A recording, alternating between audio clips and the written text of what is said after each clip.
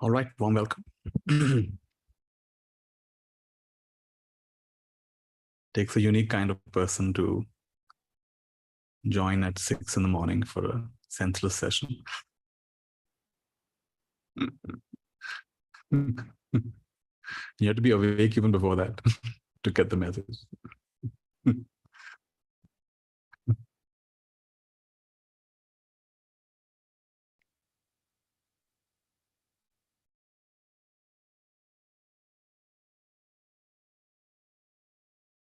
And notice how it takes the pressure off when we say spontaneous and senseless. It takes the pressure off. First of all, spontaneous means I don't have to be prepared. And senseless means it doesn't have to be meaningful, doesn't have to be beneficial. And how much of our life is at the mercy of being logical, being reasonable, being sensible. And we often don't give enough value to nonsense. There was a therapist, I'm forgetting his name right now, who was famous for saying senseless things, illogical things, meaningless things. And people would get healed, They'd come to him with all kinds of problems. And he would just start talking, whatever came to his mind. He'd say, yes, in the top floor of your house, there's a bird, there's a white bird. And the white bird makes funny sounds. And they're like, what are you talking about? That's not even connected to what I said. But he'd just go off. And people would listen to him and they'd have a big breakthrough. Oh my goodness, my life changed. And they don't know what he did. And he also didn't know what he did. But somehow what he understood was that people are caught up in nonsensical beliefs, nonsensical thoughts. And so it requires another nonsensical thought to break through that. I should look up the name of the therapist. Very unique. So sometimes it is something that is not promising you anything, that I wouldn't even say gives you anything, but again, people start expecting something.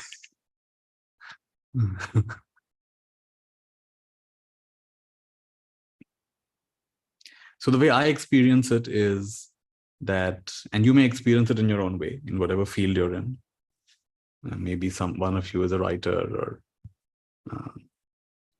maybe one of you is a doctor or lawyer, or whatever it is that you do. I experience it as a kind of an energy that builds up in me. And I can't quite describe it. I can't quite explain it. And it wants to find expression. In some way, it wants to find expression. And I can ignore it. It's possible to ignore it. It's not like it's going to force me to do anything. But I find that more often than not, if I channelize it, it's nice. It could be channelized in just being quiet and kind of going very deep into the quiet. Aaron T. Becker or Carl Whitaker. I'm not sure. I'll have to go and check the name of the therapist. So I can either channelize it in being quiet, or I can channelize it in writing something, or I can channelize it in sharing something. But what I find is that this energy that's building up within me has a kind of intelligence to it. And I wonder if it's the same for you. I wonder if you even noticed it. And maybe early in the morning when you wake up, you have an insight, you have a certain inspiration, insight. And then do you nurture it? It's like sometimes like a very small flame of a lamp or a candle. You got to be careful with it. If you expose it to the busyness of your day, it's gone. Poof. There's no hope. It can't keep up with the barrage of things you have to do. But if you protect it a little bit, then you'll find that flame can grow a bit. And it'll guide you in a certain way.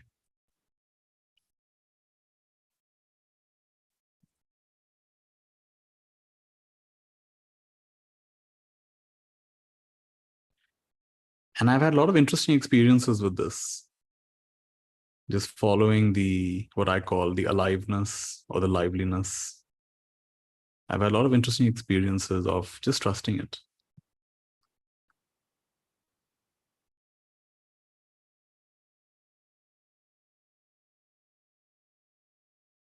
So for example, suddenly I got inspired one morning. I said, let's, enough of doing short-term stuff. Let's do something long-term. And I had the idea that let's get a group of people who are stuck with me for 3 years. 3 years, 3 months, and 3 days. This is the traditional Tibetan retreat. I don't know if you've heard of the Tibetan retreat. It's typically 3 years, 3 months, and 3 days. They walk into a building and they seal the door shut. They literally cement the door shut. And there's a slot somewhere to give food and articles and other things. But basically, you can't get out. So you're stuck in that house with your teacher for 3 years, 3 months, and 3 days. You can't get out. Imagine that. It can seem like the worst punishment or bliss, and maybe both. So I said, if that's the traditional Tibetan retreat, let's try that. And so I came up with something called Rigpa. Rigpa is the Tibetan word for open intelligence, sky-like open intelligence, which itself is a very beautiful word. Rigpa is without a center, life without a center. Like right now, you might imagine that there is a center within you that's receiving all of this. Or I might imagine that there's a center within me that's sharing all of this. But if you go looking for that center, you'll find it's a very amorphous, ambiguous, hard to pin down center. What is the center? Anyway, so I offered that 3 years, 3 month, 3 day thing. And I actually had a number in my head. I said 108 people. Somehow I like these numbers, 108. So we actually had 108 people join. It was a little bit more than 108. And almost all of them stayed with me for 3 years, 3 months. Maybe some of them are even on this call. 3 years, 3 months, and 3 days. It was quite fascinating. And we'd connect at least once a week. And then we even had some retreats. But what I'm trying to say is that it just came out of nowhere. This inspiration came out of nowhere. And I shared it. And it just went ahead and happened. It had a life of its own. I'm just giving examples from my life, but I'm trying to point to your life and say, where in your life does a certain energy build up? Is it towards your work? Is it towards your family? Is it towards your health? Is it nothing that's very easily describable? Maybe you just get an urge to just go out and sit under the sky, or to write something, or poems that nobody else appreciates but you. I remember this edition of National Geographic magazine. I was in school at the time, and there was an edition on Walt Whitman. You know, Walt Whitman, famous American poet. So as I began reading that article, it said, Walt Whitman's poetry should not be read indoors. You have to go outside, under the sky, in the open, and you shouldn't read it in your mind. You have to read it aloud. I said, wow. So I picked up the magazine, I took it onto my cycle, and I went to the nearby park. And there, where people are taking their morning walks and doing I'm reading Walt Whitman's poetry out aloud. And I was willing to look crazy. But there was something magical about that. And I got a taste of what he's trying to say.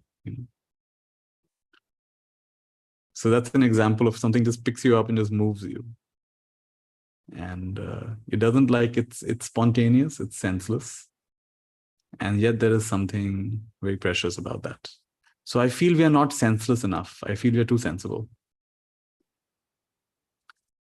And our inner child is really neglected as a result. A lot of magic can happen if you're a little bit more unreasonable and senseless and willing to lean into the unknown.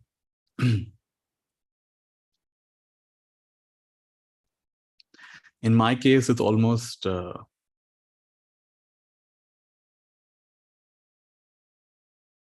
I'll give you another example. I woke up one morning with this energy within me to offer a 30-day course. I'd never offered a 30-day course before that.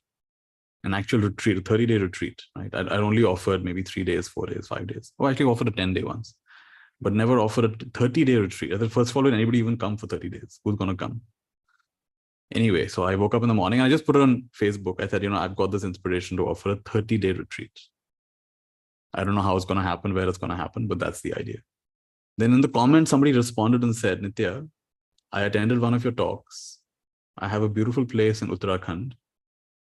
I wanted to meet you after the talk, but too many people surrounded you, so I left. So you have never met me, but I have attended your talk. And I always thought it'll be lovely to have you here. So if you want to, you can contact me. So I called him up. Name is Piyush. And he owns in fact, you should go sometime if you have, it's called Dunagiri. He has a place called Dunagiri in Uttarakhand.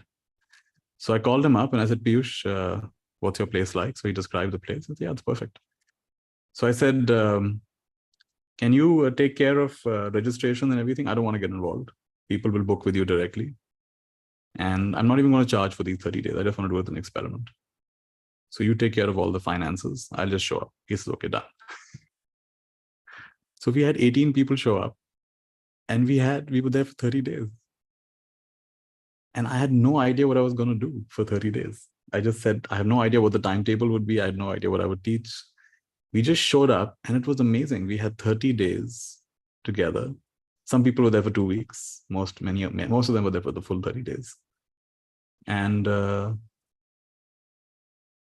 we would start the day, and the timetable was, I'm a little sneaky like that because I say it's a co-created timetable, but then I kind of put in my own bias. So I made them wake up at 4 o'clock in the morning.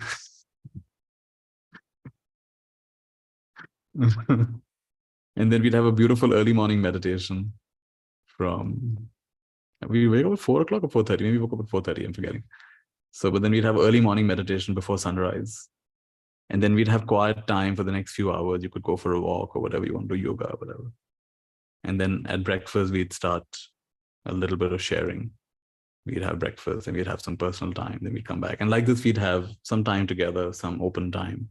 There'd be time for long walks. We were actually above the clouds. So most of the time, the clouds were below us. How beautiful is that? It really felt that you've come into an alternate universe. And after the first 10, 12 days of bliss, then the human drama began. Those people don't talk to me. Those people have formed a group, they're not including me. It was fun as well. So we included all of that. So you can see how, being in an ideal place, great food, everyone's there for a good reason. And still, human beings will find something to get upset about. So I got to see all of that. Really had a good time. And look at how it came out of nowhere. It kind of happened by itself. And so more and more, I've come to trust this unknown element in my life, at least.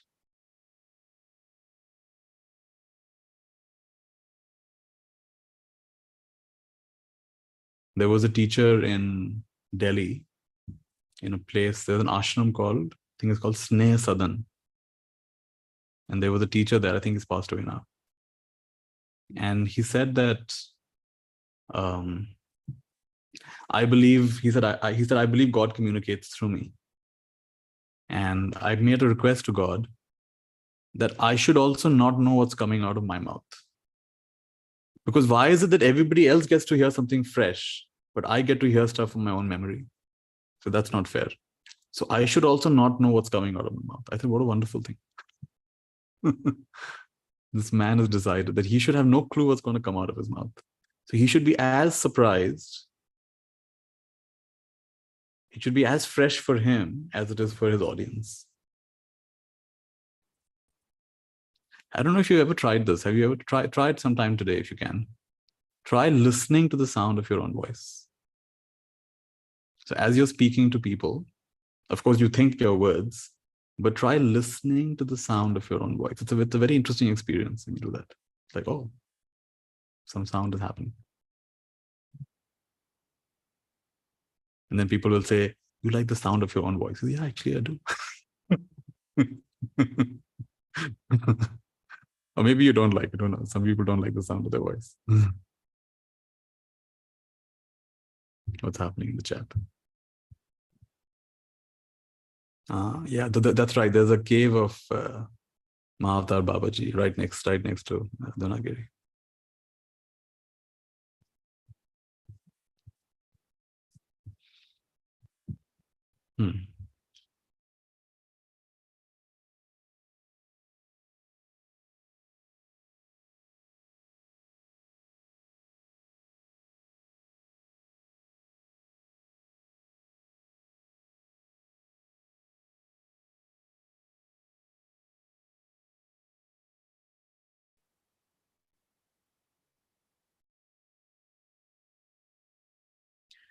So notice the changes in your mood throughout the day.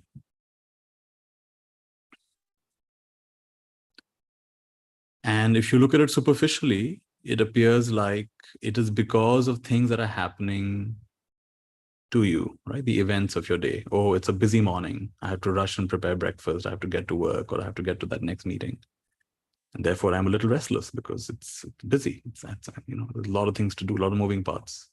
So it appears like it's that busyness on the outside, the tight schedule, the demands of your role that are creating the restlessness within you.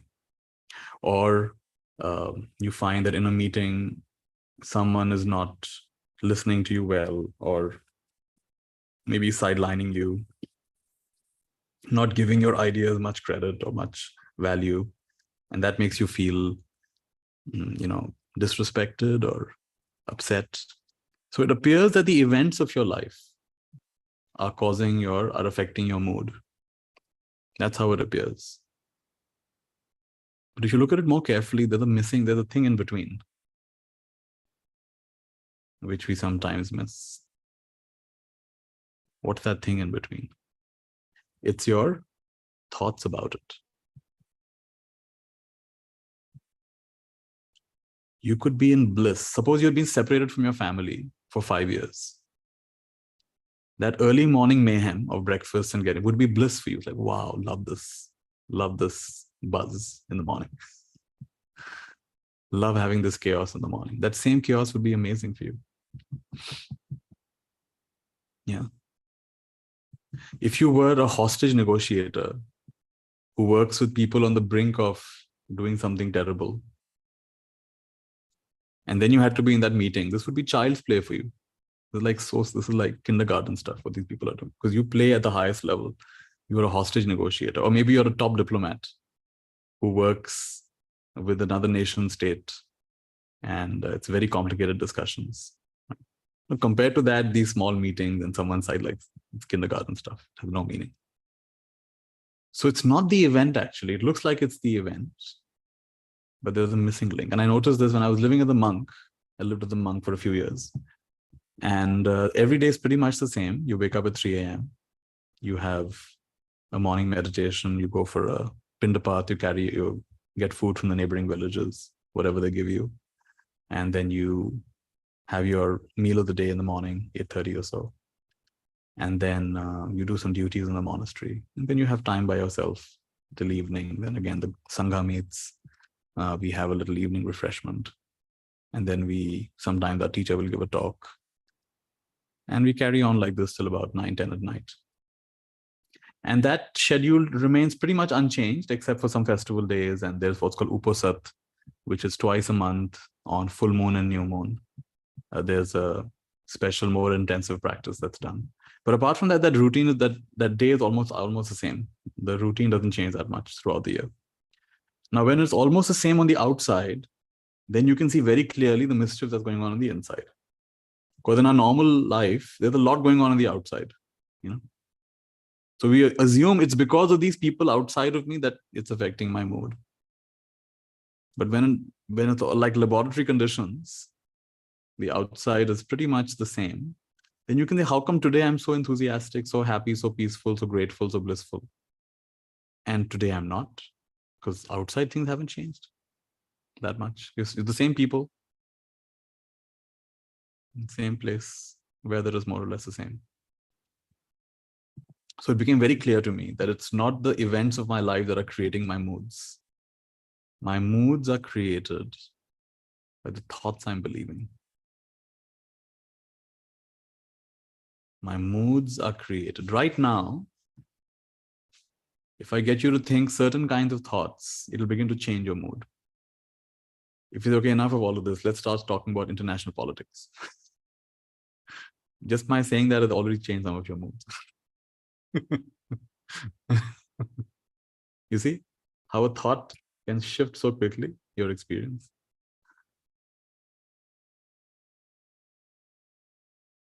So Byron Katie had a beautiful teaching. She says that no two people have ever met. What does it mean? No two people have ever met. She says you're not meeting people, you're meeting your thoughts about people.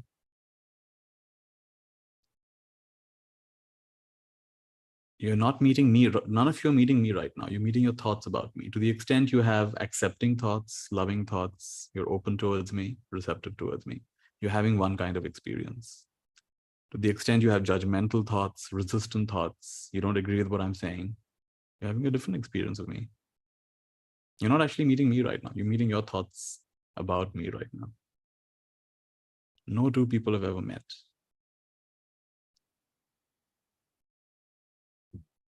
So when I came across this and I thought about it a little bit more deeply, then I came up with three definitions. I said, all right, then to meet myself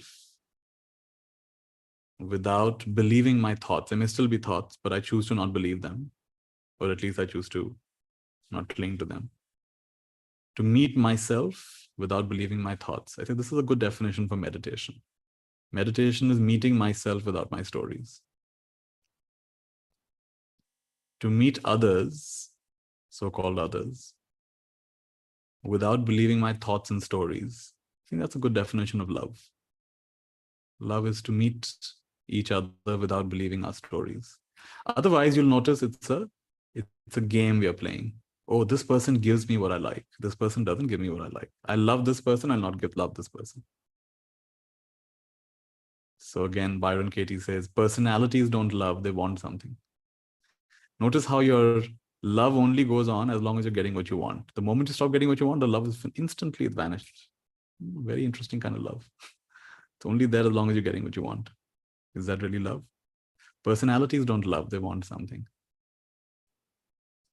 To the extent you get what you want, there's a lot of love and affection. So can I even briefly meet people without believing my stories, without latching onto my stories? And in my experience, it is even possible to love someone who has done you great harm, someone who's been very unfair to you, someone who's been even betrayed you.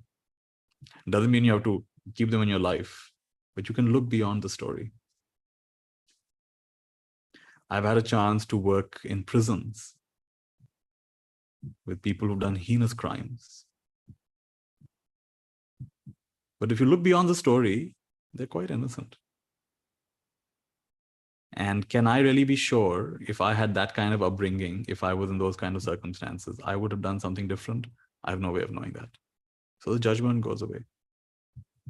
So what's it like to meet each other, even momentarily, not believing our stories? And to meet life without latching onto our stories, believing our stories. That's really fresh. That's really alive.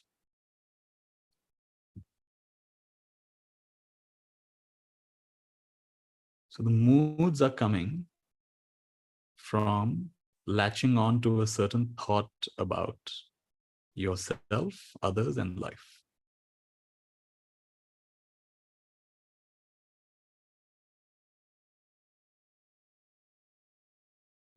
Someone praises me and I get elated. I feel happy. Someone praises me, I feel happy. So what's happening? Oh, this person, I'm thinking, oh, this person likes me. This person, I'm doing good stuff. I'm touching their life. I'm helping them. Very nice. So that thought, it's not just what they said, it's my thought about what they said. And then I feel good. And then there's a reinforcement, oh, I want to keep feeling good. So let me keep doing what led to that praise.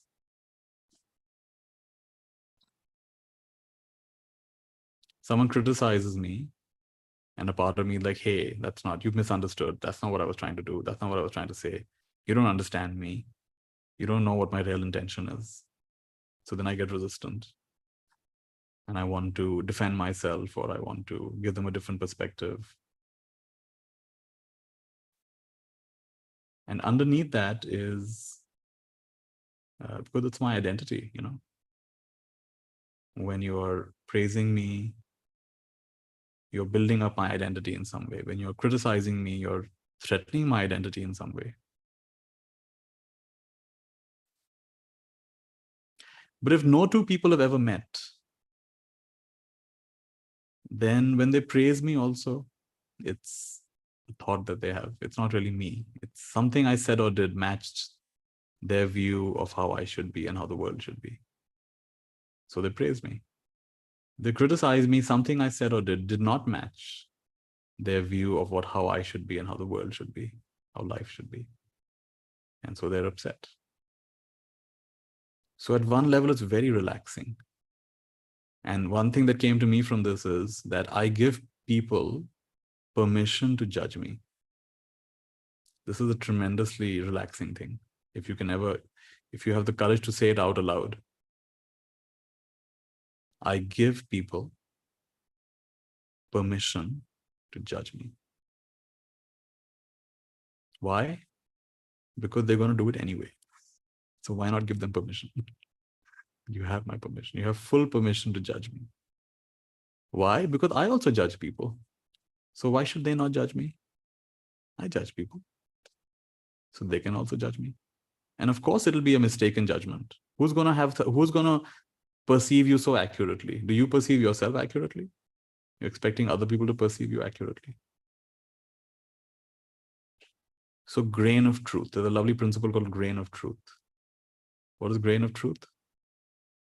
Anything anyone says about you has some grain of truth. No matter what they say about you, there's one grain of truth in it. And if you can go hunting for that grain of truth, you will never be upset with anybody. So if someone calls me selfish, someone calls me careless, someone calls me unreliable, I've got to go hunting. Is it true? In my life, have I ever been selfish? Have I ever been unreliable? Have I ever been uncaring? I found it. Thank you. I see it. It's not a problem. It's true, right? But if I say, how can you say that? You don't know me. You don't understand me. Another wonderful teaching of Byron Katie's is that it's not your job to understand me. It's my job. When people get very upset, you don't understand me. What they're actually saying is, I don't understand you. You try understanding yourself. You're a complicated mess you are. So it's hard enough understanding yourself. Why would we expect other people to understand us? So you really make the effort to understand yourself, then you don't expect other people to understand you.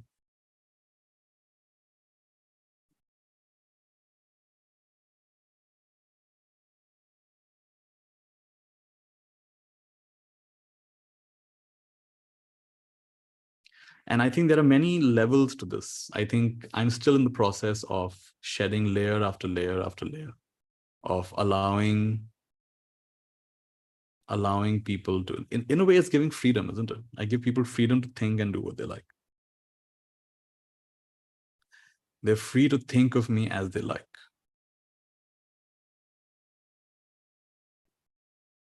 Because they will think of me as they like.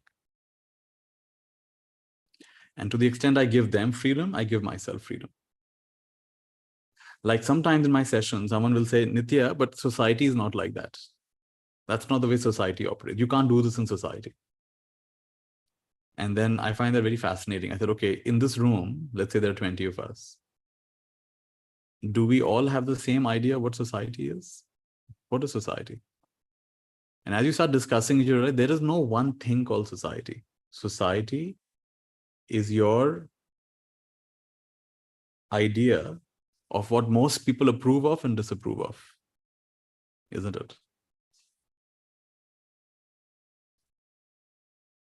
And as you know, that will change from play. If you live in the Scandinavian countries, that's different. If you live in some African tribe, that's different. Even within one country, each family has their own idea of what's okay and not okay. Is there any one thing called society? It's an idea in our head. So when you say society doesn't allow it, what you're saying is the ideas in my head don't allow it, actually.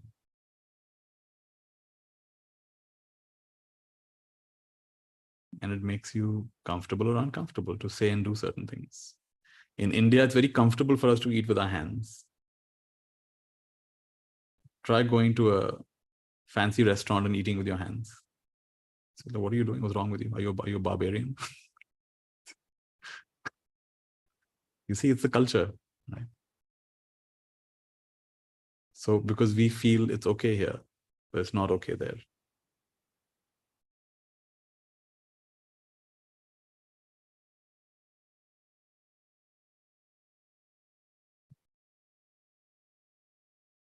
And I actually found that I really enjoy eating with my hands.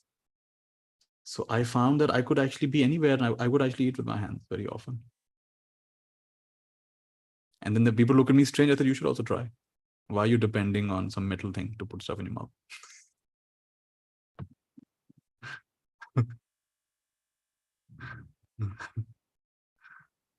Yeah. Japanese have 2 chopsticks. Indians have 10.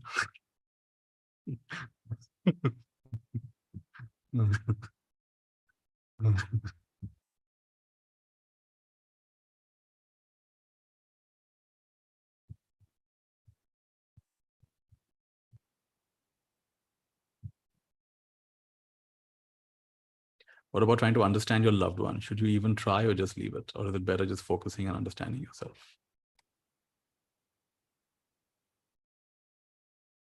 I think it can happen simultaneously. It doesn't have to be. We are connected beings. And what's that nice African saying? There's an African greeting.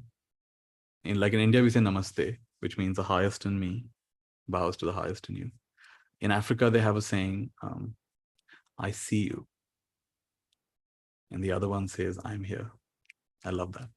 I see you. I'm here.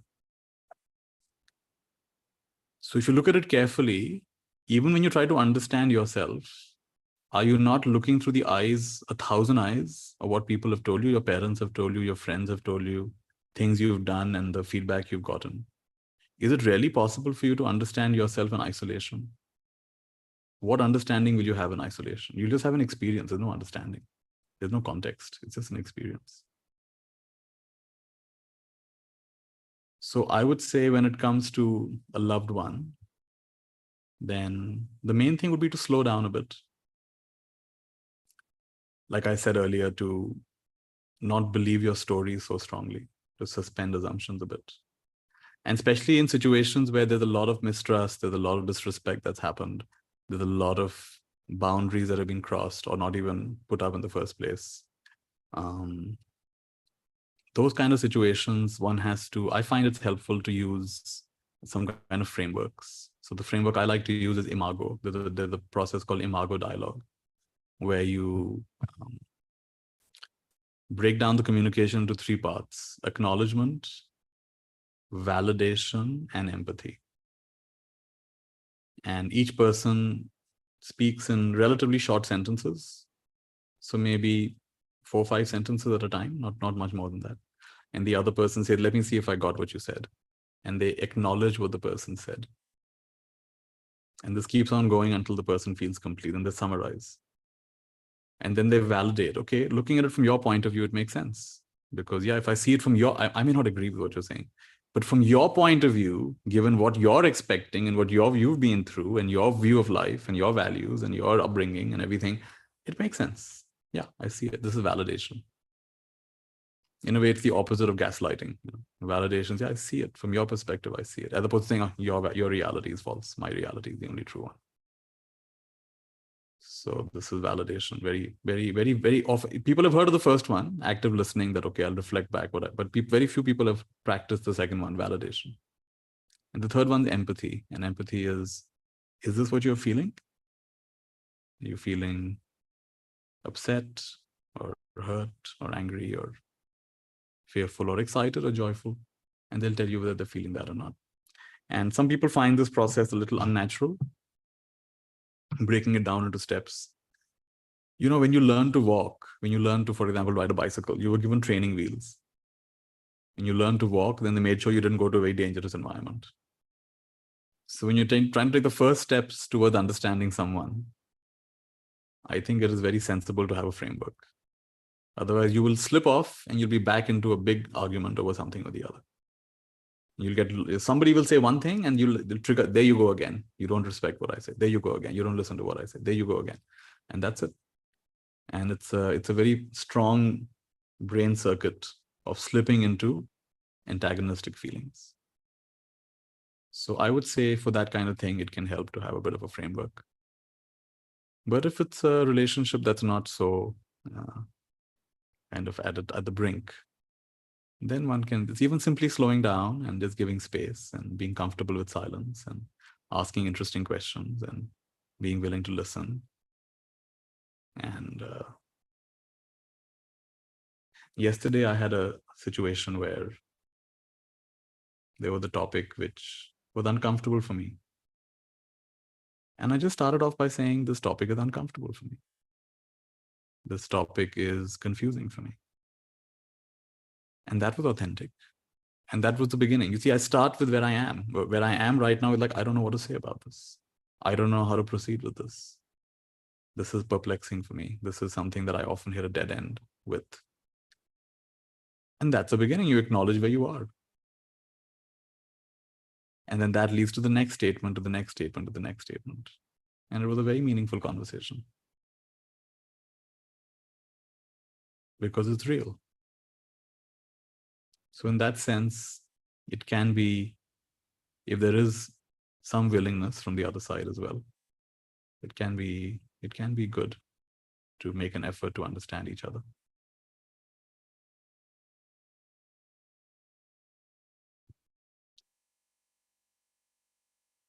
Our usual default mode of behavior takes over. How to overcome this?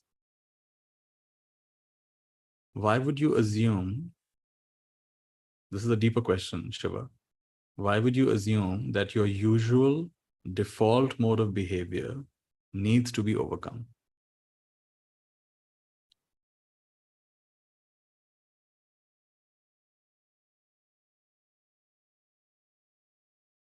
This is actually a very deep question I've asked you. It's not a superficial question. There is such a strong idea that I should be a different way, isn't it? Because you've been conditioned from 1,000 different directions that you shouldn't be this way, you should be that way.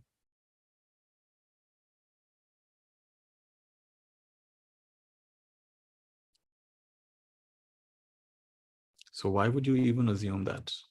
Suppose you don't assume that.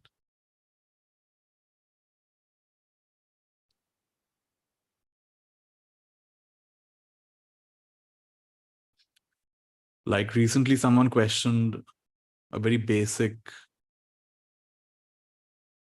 idea with which I had lived my life, which is the idea of living with awareness. You've all probably heard of this. Mindfulness, awareness, live with awareness, be in the present. Or it's more than just present, have presence, be alert, be awake. So then somebody asked me this, okay, so do you have to try to be present? Is trying to be present present? Or is trying to be present an idea? It's a very subtle point. Huh? Trying to be mindful, is that mindfulness? What is trying to be mindful?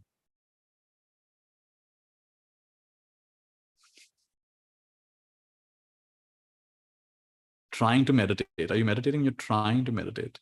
What's happening when you're trying? That moment of trying, what's going on? Look at it carefully. Trying to become a better person, trying to overcome this and that.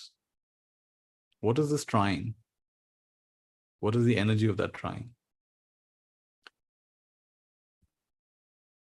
So what if we take out the trying?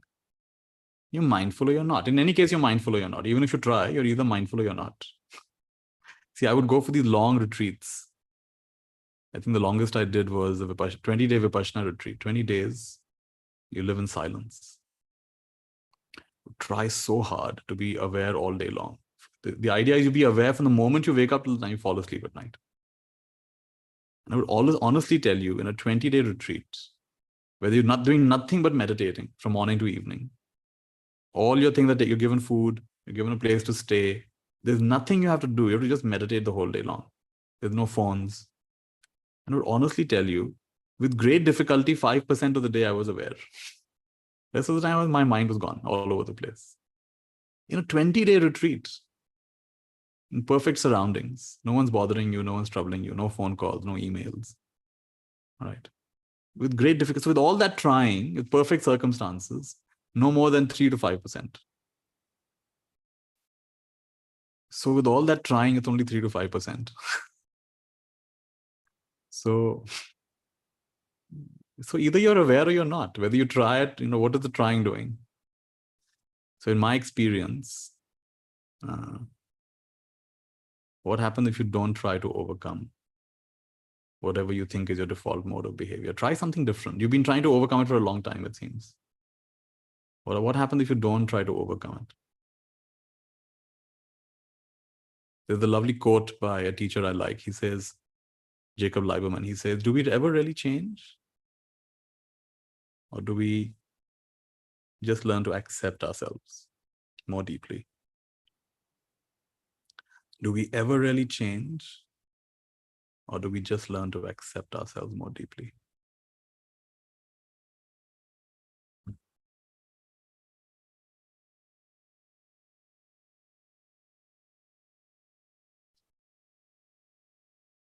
There are many questions here, but I want to come back to, I don't want to get too much into a Q&A format right now. That's all right.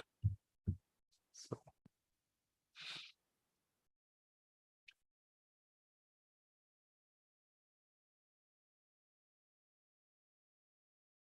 I'm feeling sad that this session is becoming too sensible.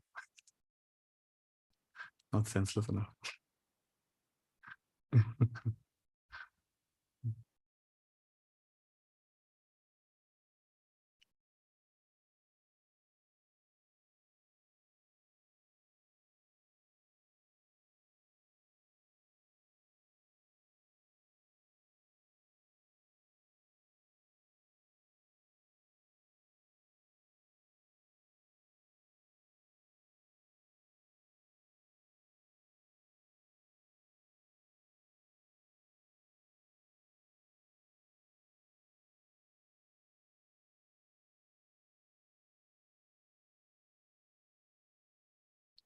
One thing nice that I've realized is, I'll give you a simpler example. I was, for many years, I was posting something almost every day on Facebook, right? Because now nobody goes to Facebook anymore. There's no, like a dead graveyard. Anyway, maybe some of you go, I don't know. So for many years, I was posting something almost every day on Facebook.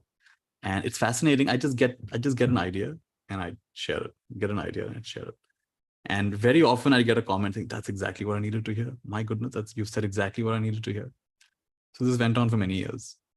And in between, I'd get tired. Facebook is so boring. So then I'd just take a break from Facebook for a few weeks or a few months. I think once even for half a year, I just left Facebook.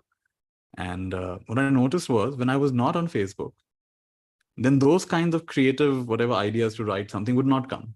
Even if I took a single day off, it would not. If I knew I'm taking a day off, it would not come. So I found it fascinating. When required, those ideas would come, whatever ideas, thoughts, sharing, something would. But if not required, it would not come. So what I'm trying to say is,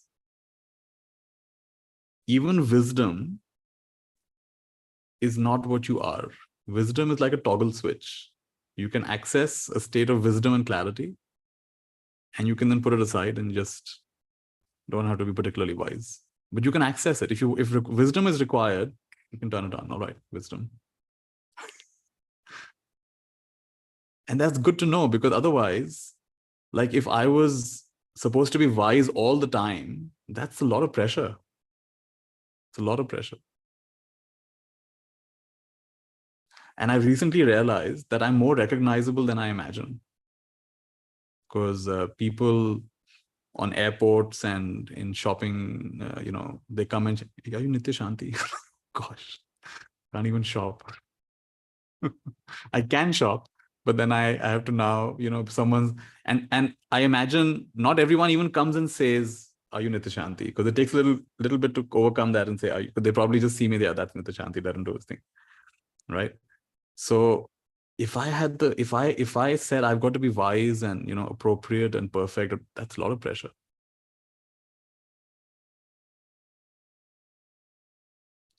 So it's nice to say that wisdom is something you can turn on and off. Why would you want to turn it off? Maybe there's a wisdom in turning it off as well. You don't have to have, I'll tell you, when I first got interested in these things, I was very irritated with people who talked about superficial things. If you talk to me about the weather or sports or local happening, I'd be very irritated with you. What nonsense are you talking about? Let's talk about life. And I imagine I must have been a real pain to be with because I always want to have a deep conversation. Superficial conversation is very boring for me. But that's another kind of fixation, to always want to have a deep conversation. Why can't you have a normal conversation?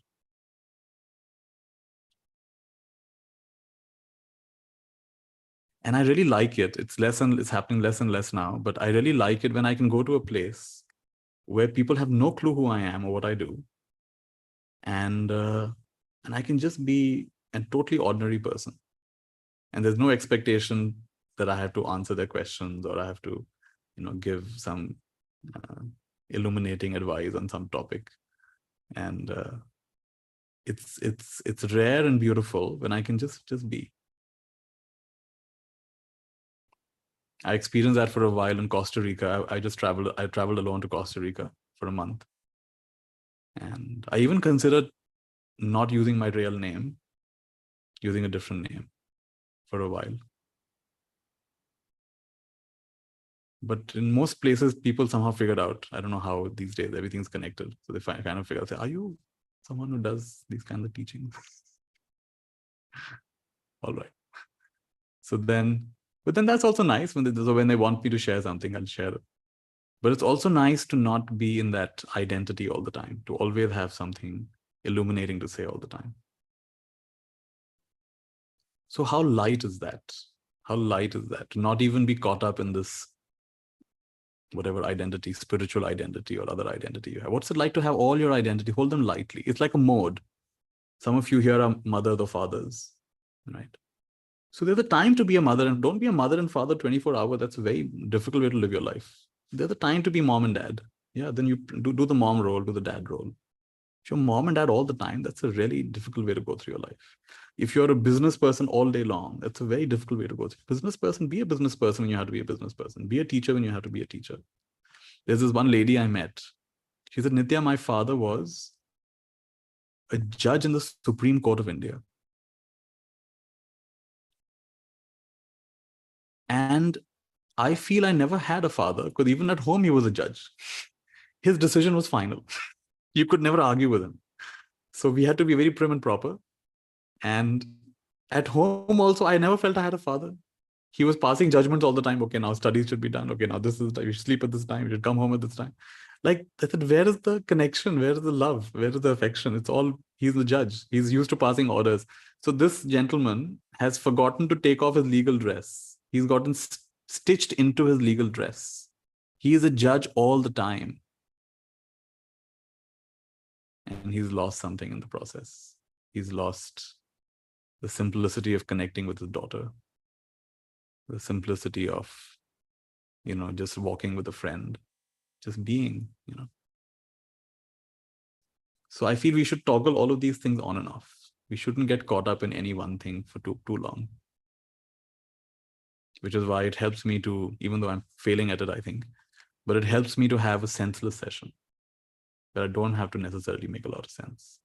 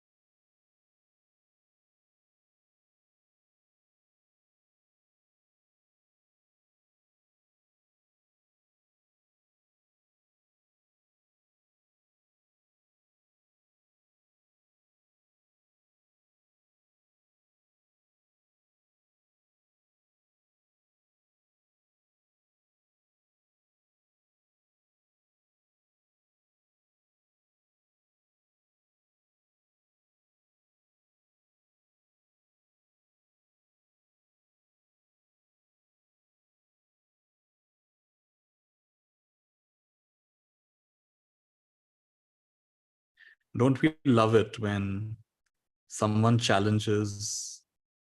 I don't know if you always love it, but it's very refreshing when someone challenges a very core way in which we look at the world, a very core assumption we had.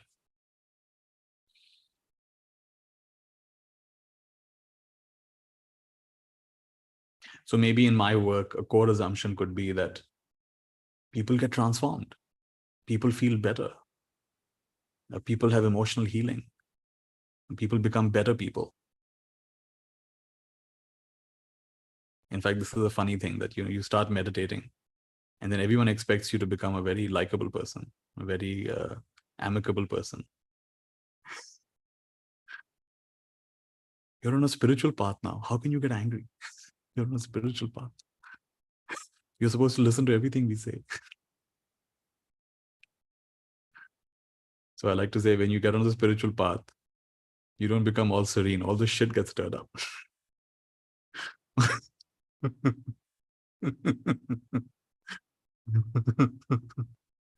Shitstorm.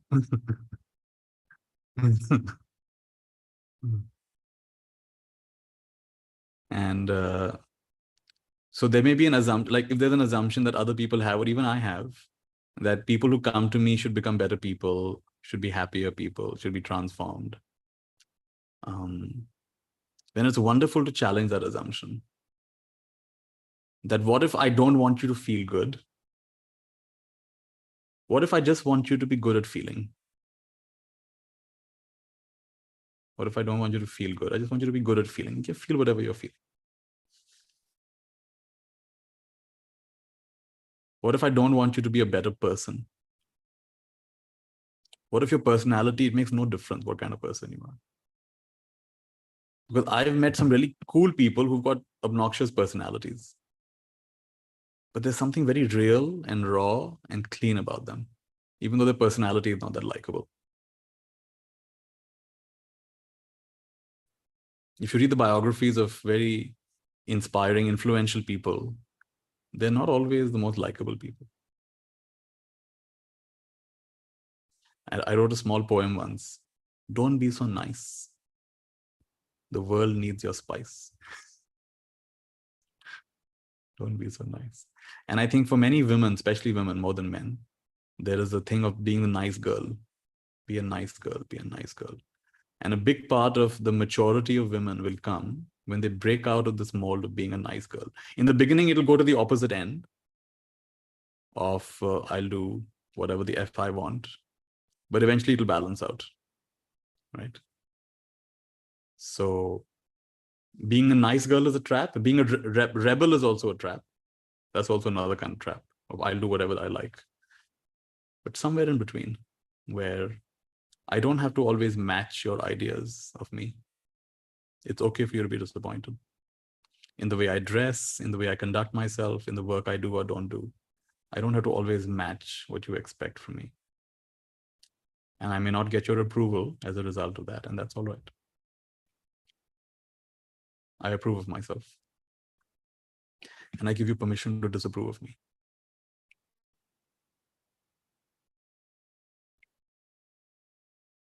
So amazing things happen when you question something very fundamental about your role. What was I reading the other day on Instagram? Someone said about parents that if you're worrying that you're indoctrinating your kids, don't. Because parents who indoctrinate their kids never worry. If you're worrying that you're indoctrinating your kids, am I passing on some false ideas to them? Then don't worry, because the ones who actually are indoctrinating them are not at all worried about it. They think that they're doing the perfect thing. The fact that you're worrying itself is a good thing. That you're at least questioning a little bit that is it really true what I'm passing on to my kids? That's a healthy sign, right?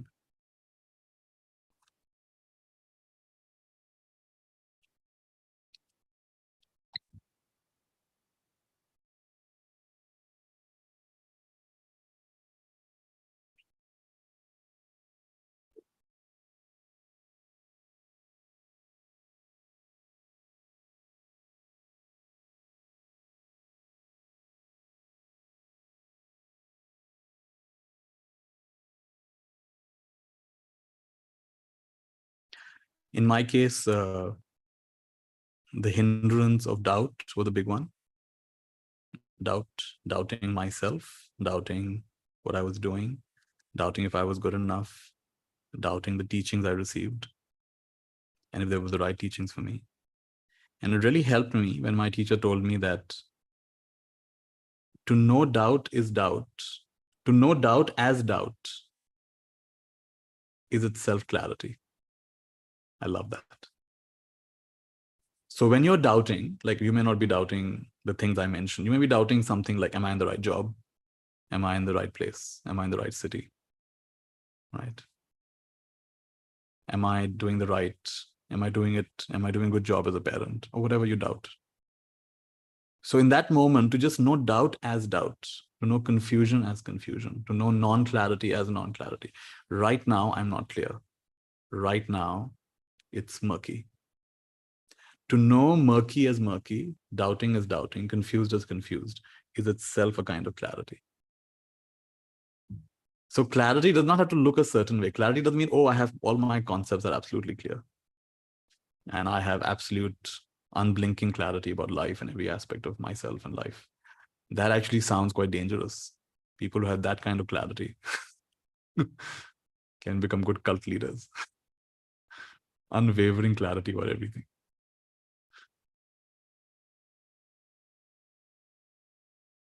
So when clear, no, it's clear. When unclear, no, it's unclear.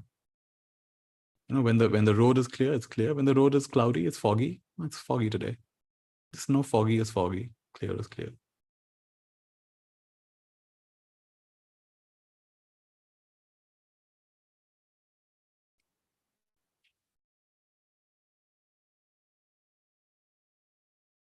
And question some of the things that you think you're supposed to do. Like in my case, I recently questioned, am I supposed to be aware? Does my trying to be aware make me more aware, actually? What if I stop trying to be aware?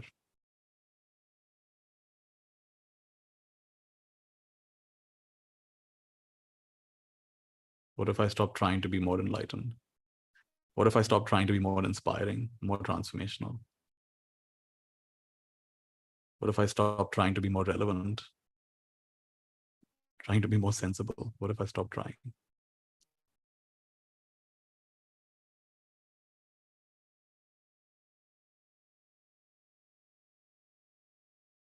See, I tried to be senseless and I failed. So trying doesn't work.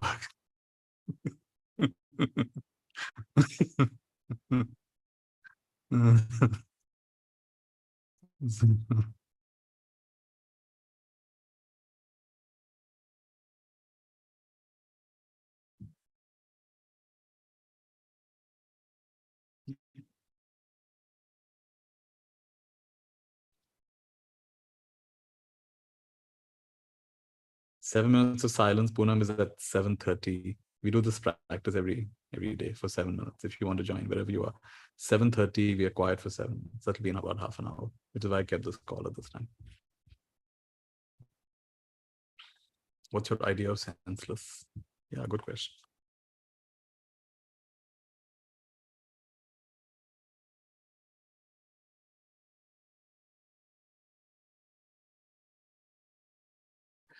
If I can point at something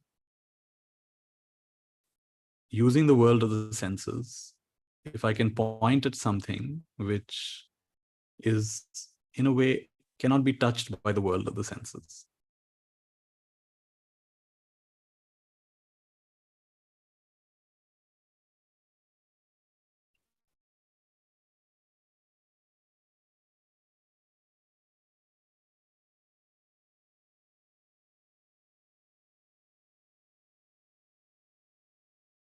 And the strange thing is, it's not an experience.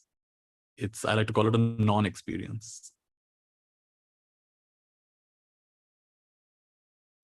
Because we've played the game of experience, haven't we? By now, many of you've traveled all over the world. You've tasted different kinds of foods. You've seen good movies. You've had at least a few good relationships, or at least for some time it was good. You've experienced a lot of things. You've probably touched moments of peace and quiet and silence at some point. So which of those experiences truly quenched you fully?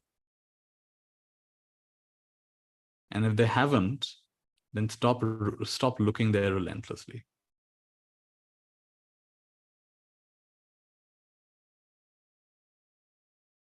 So maybe the answer is not in an experience. The answer is in a non-experience.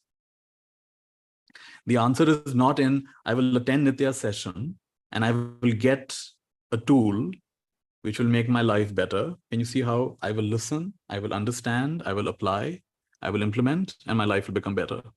How often has that worked for you? I will buy this book, I will read the book, I will apply the learning, I will consistently apply the learning, and my life will become better forever. We think that's how it works, but usually if you look at it very carefully, that's not the way it works. It's a flash, right? Someone sent something, it's a flash, and your world is expanded forever. You read something and it's a flash, it's expanded forever. It's not that I read it, I understood it, I applied it. This is the way we told it works, but I don't think that's the way it actually works. So I began this session today by talking about a therapist whose name I don't remember, but maybe it doesn't matter. But he would say senseless things. He would say meaningless things. But it wasn't completely stupid. He was tuning into something in this person. And in a way, maybe you could look at it like this. He was speaking the language of archetypes. Archetypes is a deeper language. It's a language of the embedded assumptions we have about who we are, what this world is. It's our collective unconscious, what Carl Jung calls our collective unconscious. He was speaking the language of archetypes. And in the language of archetypes, a beautiful shift was happening. Beautiful healing was happening, but not in a way that made sense. And his genius was very hard to transmit. It wasn't a 5-step process. The genius of the therapist was something all his own.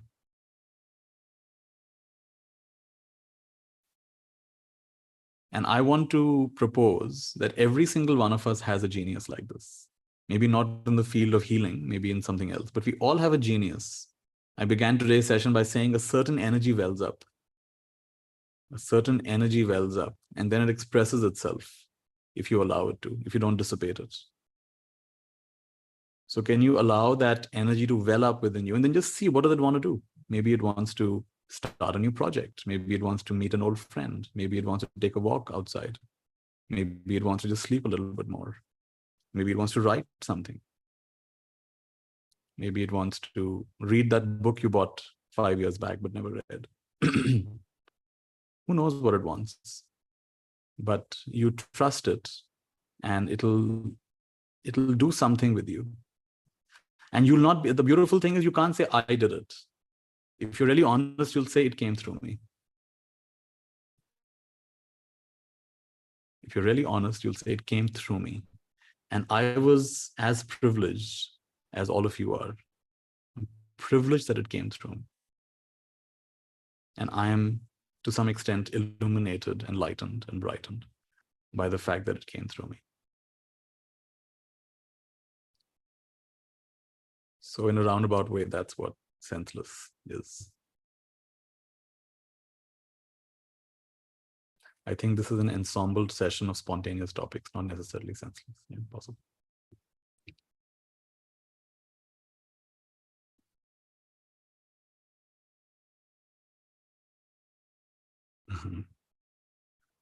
Good. Go ahead. You've been raising your hand for a long time. Go ahead. What do you see?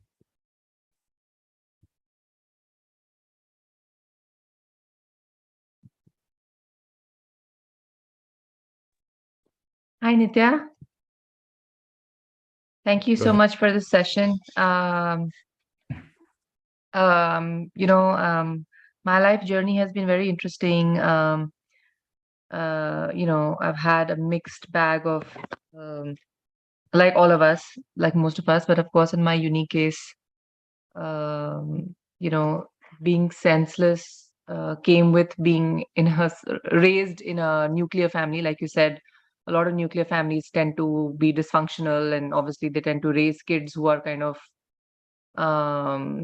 who can have issues with social and relational challenges, because you're not exposed to a wide variety of people. You're raised with a very just two people or three people in your life, and so you're basically your exposure to different personalities, different people, different approaches, different notions, different belief systems is very it can be very inward focused, very individual focused rather. So me being with that sort of a, and obviously when it comes to when you find your intimate partner or the one you basically gravitate towards, in many ways you're very similar to that person, but at the same time you can be extremely different from that person, particularly in how you approach life, people, situations.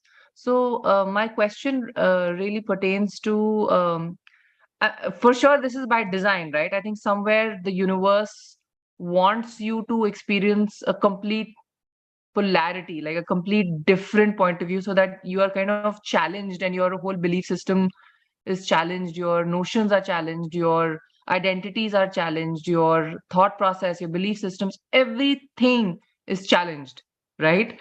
So suddenly, like you said, life without a center, you're like, and like because you mentioned something about gaslighting and validating.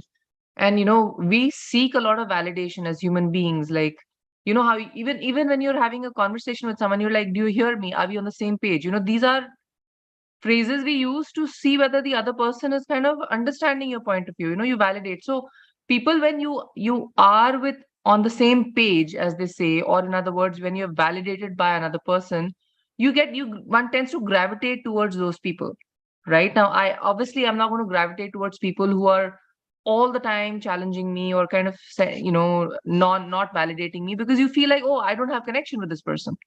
That being said, obviously, like someone like you, or who, you have your own way of challenging belief systems, you have your own way of challenging people's assumptions, notions, identities, and that is great. um so having set all of this foreground, let me get to the question.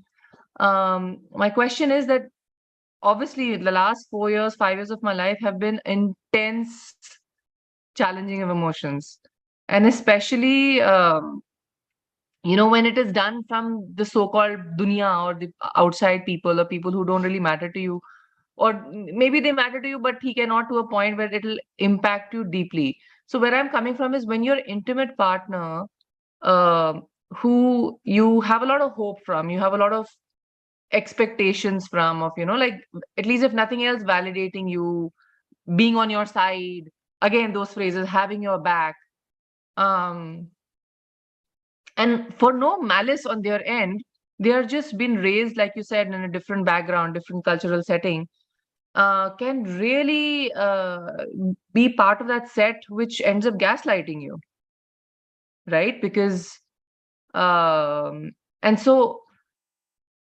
All I right. So guess my just come question to the really is question. that, Come to the yeah, question. yeah, my question is that when such a scenario occurs, to rebuild trust, to rebuild connection, um you know is very hard. And so how does one really, like sometimes communications break down. And I know you talked about imago and using the imago dialogue process. And it's, like you said, it can be artificial. The other person may not be open to even communicating. So you're basically living like two, um, how do I say, you're like two people living under the same roof, but you're afraid to even like communicate about some very core, deep Try matters. something. Try something with me. Try something with me. And maybe everybody else also who has anything like this, try something with me. So I'm going to say it like this, that now whether you're going through what D is going through or some other experience, let's just take the topic of relationships for now. Not everyone is feeling exactly the way D is, but everyone has some level of maybe not feeling fully at home, aligned, sorted in their relationships at some level, maybe with your parents, maybe with your spouse, maybe with your kids, maybe with some business associate. So take any one of those. And D, you take the case of your intimate partner.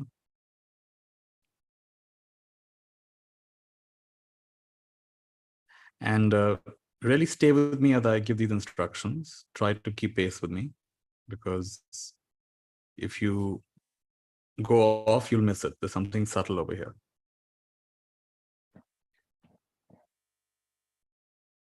So I'm going to say that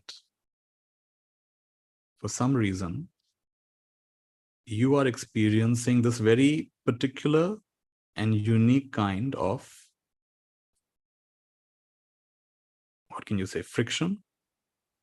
There's a very particular kind of suffering, a very particular kind of friction, a very particular kind of tension that you're experiencing in this relationship. It's got a particular taste. It's got a particular frequency.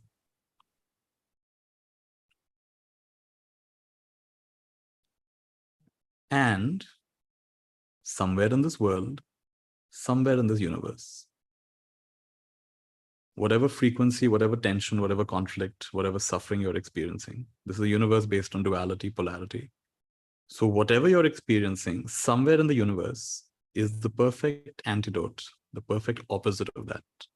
So if you're experiencing restlessness, there is rest. If you're experiencing anxiety, there is peace. If you're experiencing disrespect, no trust, there is trust and respect. So in this precise moment D, whatever's going on in your personal life, somewhere in this world, somewhere in this universe, there does exist the opposite of that.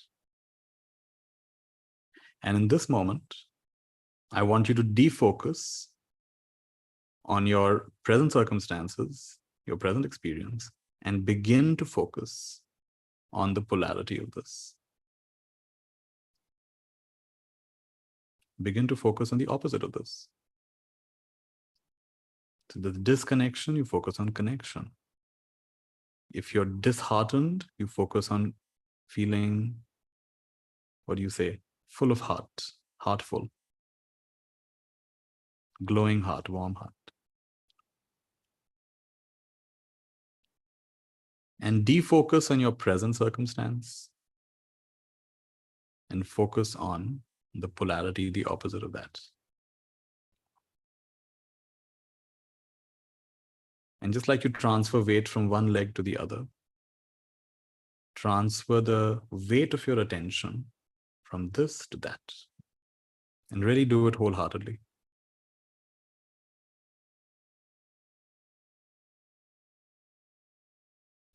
And over the next 30 seconds, I want you to transfer all your weight into that, the opposite of what you're presently experiencing.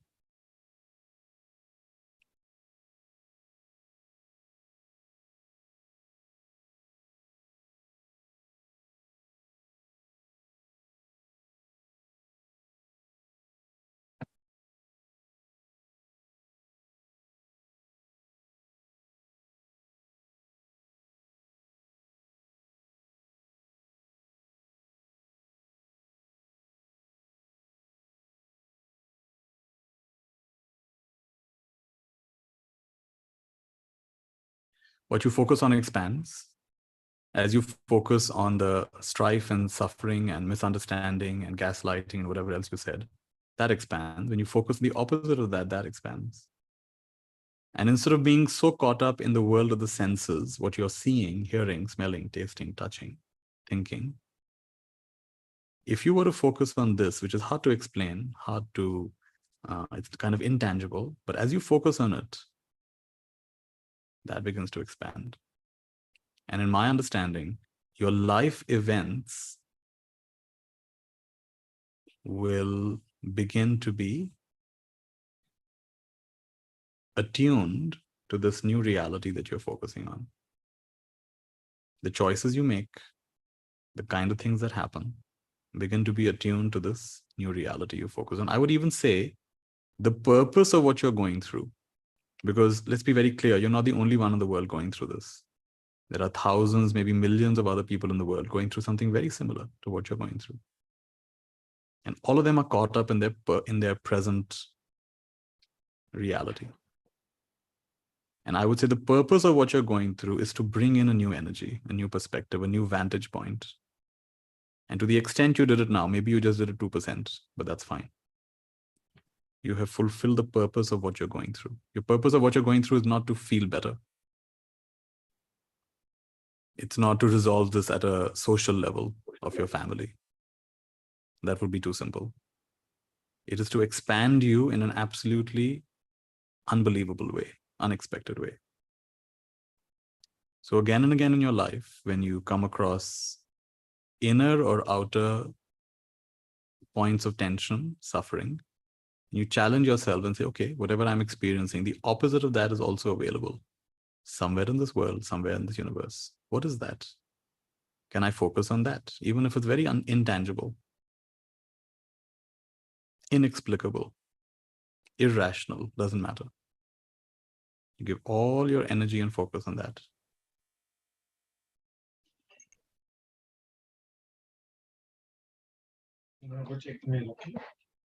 You're attuning yourself to a new reality. So this is what's coming. I don't know if it was helpful or not, but play with what I've said.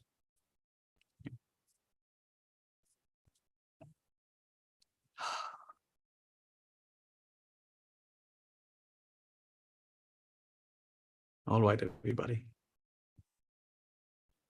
Thank you for joining.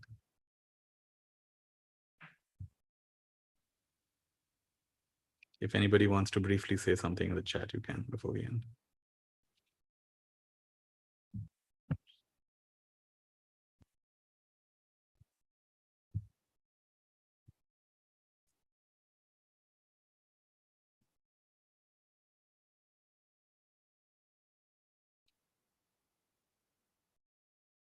Can we do the transmission together here? No, just do the transmission. We do something called transmission experiment. Just do it quietly with yourself at 7:30, or even now after this, if you like. Grateful for the session. Thank you.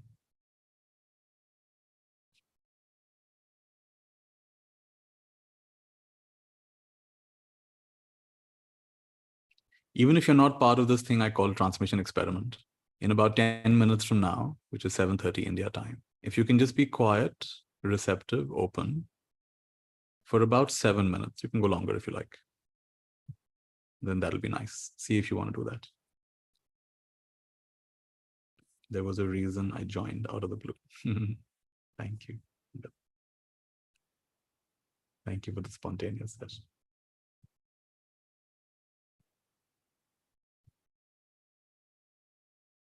This session is my birthday gift today. All right. Happy birthday. Good.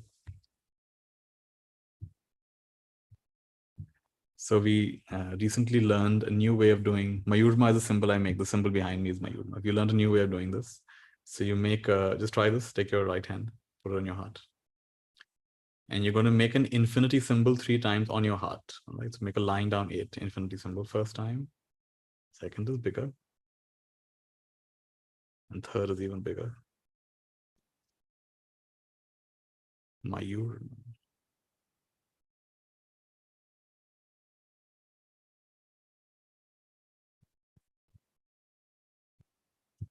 Nice to see all your smiles. You want to put your video on and wave if you like. Some people are in their pajamas, so you don't put your video on. Just kidding. All right. Thank you. Good to see you all. Good to see you all. Very nice. All right.